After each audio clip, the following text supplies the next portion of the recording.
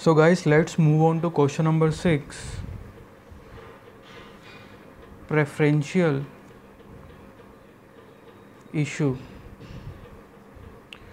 Preferential issue guys कुछ particular हमारे जो सपोज़ एक कंपनी है वो किसी पर्टिकुलर लोगों को जानती है जिनसे वो सिर्फ उन्हीं के लिए वो ऑफ़र जो पब्लिक इशू है सिर्फ उन्हीं के लिए पर्टिकुलर लेकर आना चाहती है।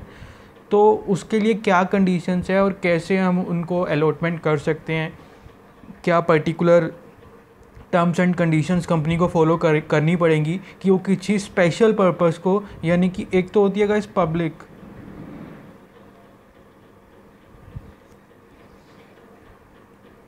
This is the special person.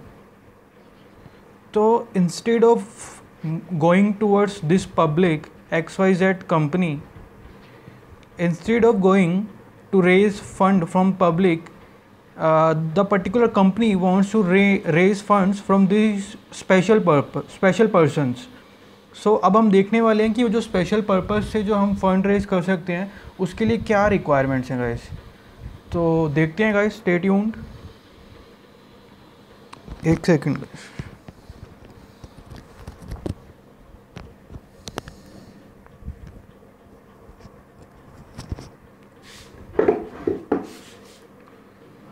इसमें सबसे पहले कंडीशंस में हम देखते हैं।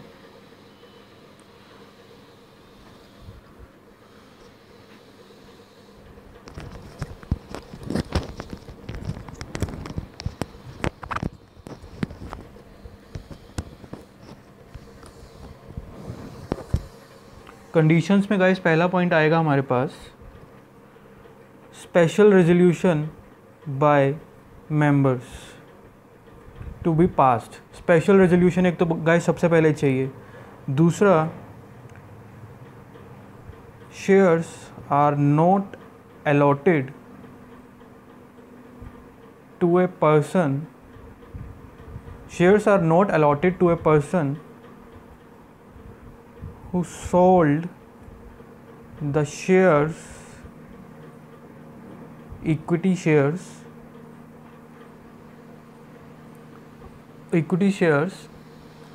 who sold equity shares of the issuer within 6 months preceding the relevance date।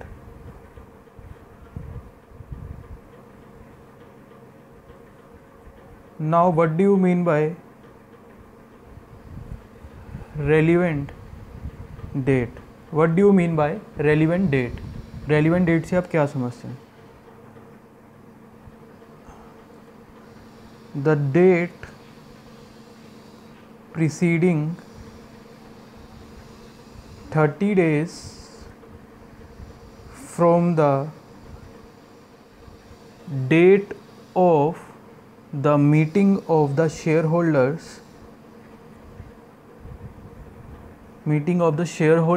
date of the meeting of the shareholders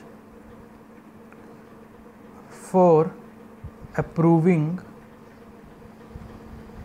preferential issue। तो गाइस ये दोनों पॉइंट आपस में लिंक करते हैं। यहाँ पर उसको बोलता है जो 30 जिस दिन को हमारी मीटिंग हुई है उसके 30 दिन तक हम देखेंगे। उस 30 दिन से अगर किसी बंदे ने कोई शेयर्स खरीदे हैं पिछले 6 महीनों में, तो this person is not eligible to take part in this preferential issue. Clear guys? Now third point is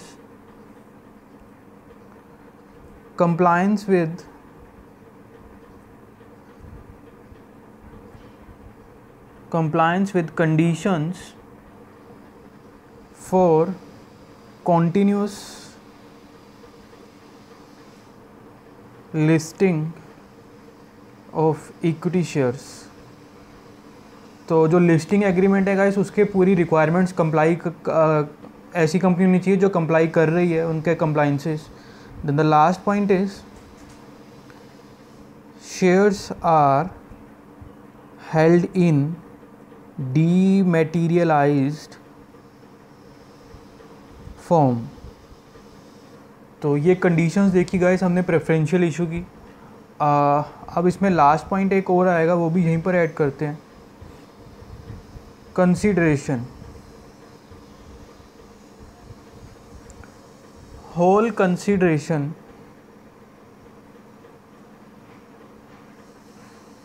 of specified securities other than share